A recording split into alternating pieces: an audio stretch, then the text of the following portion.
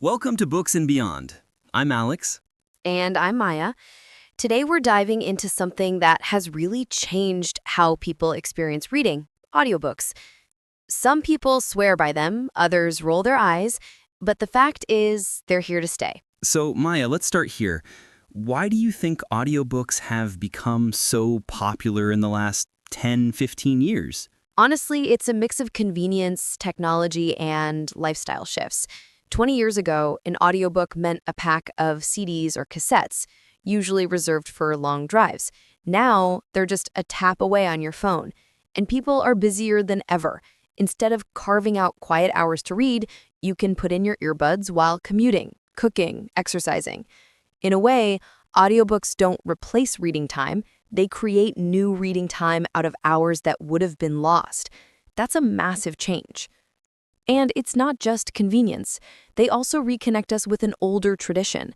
Before books, before print, storytelling was oral. People gathered around fires or at marketplaces and listened. Audiobooks are almost like a modern return to that rhythm. That's an interesting point. You're saying they don't compete with books, they compete with empty time. Exactly. They're not stealing print readers, they're stealing boredom. Okay, let's tackle the big criticism. A lot of people say listening isn't reading. What do you think? That argument comes up all the time, and honestly, it doesn't hold up. Cognitive studies from universities in California and Waterloo compared comprehension between people who read a passage and people who listened. The results? Almost no difference in understanding or recall. Yes, the brain processes text and audio differently. One is more visual, the other auditory, but the end result is similar. You still internalize the story, the ideas, the narrative flow. And for some people, listening can actually be better. The narrator's tone, pacing, or emphasis can bring out meaning you'd skim over in print. Think about poetry. Read silently, it can feel flat. Read out loud, it sings. Audiobooks preserve that. So you're saying the idea of cheating is kind of outdated? Definitely. And beyond that, it ignores accessibility. For people with dyslexia, vision impairments, or attention difficulties, audiobooks make literature possible. Calling it cheating is like saying glasses are cheating if your eyesight isn't perfect. You mentioned tone and pacing. Let's dig into that. What role does narration play in the audiobook experience? It's huge. A narrator doesn't just read the words, they perform them. Think about Jim Dale with Harry Potter. He gave every character a distinct personality. Or Michelle Obama narrating Becoming. Hearing her voice deliver her own story adds a layer of intimacy you can't replicate on the page. A good narrator can completely change the experience. They highlight humor, deepen emotional moments, and keep the pacing alive. But the opposite is true too. If the narration is flat or mismatched, it can kill a book. I've abandoned audiobooks because the performance didn't click. That's why I see audiobooks not just as another format, but as their own art form. Each one is a collaboration between the author and the narrator. How have audiobooks changed your own reading life? It's expanded it. I finish more books because I can listen while doing other things. Dense nonfiction, for example, 500-page biographies that feel intimidating in print become manageable when I listen to them in chapters during daily walks. There's also a mental health benefit. For some people, audiobooks reduce stress, provide companionship, or even help with sleep. I've had listeners tell me they put on calming audiobooks at night the way others might use music. It's less demanding than staring at a page, but still engaging enough to occupy the mind.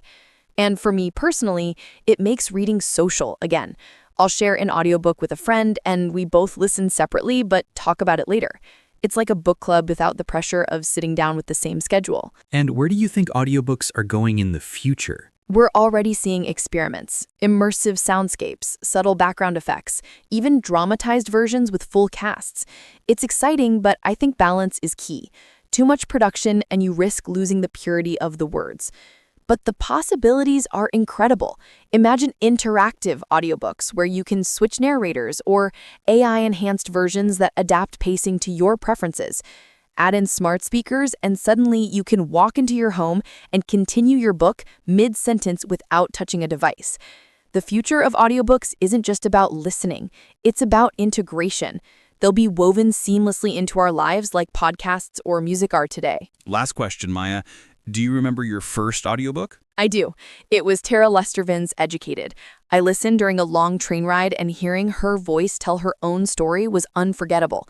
It felt less like reading a book and more like sitting across from her as she recounted her life. Mine was The Hobbit.